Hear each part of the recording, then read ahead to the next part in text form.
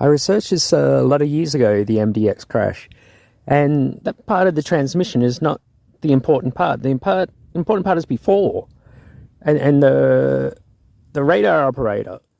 They're both coming in on track to Maitland, the twin Cessna and the single MDX.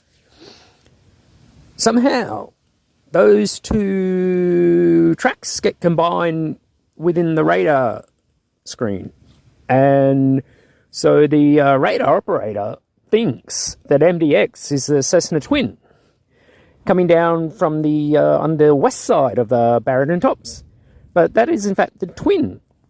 MDX is still over on the right. MDX crashed a little north of Dungog, and two amateur astronomers were on the road there looking at the stars, and they saw C2 parachute flares go up. Now, MDX could have survived the crash because the winds from the west were 70 knots. If the pilot somehow was still heading in that direction and his aircraft had slowed to 70 knots, effective over the ground, he's stationary.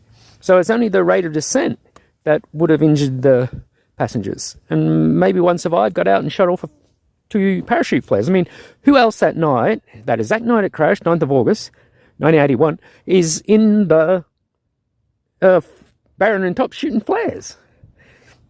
I don't know.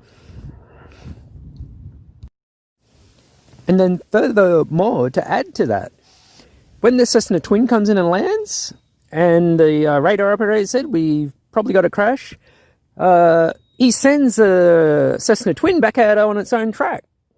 Now, I don't know the radar screen operation, but was MDX somehow ident placed on that Cessna Twin? Because that Cessna Twin went back out to look for itself.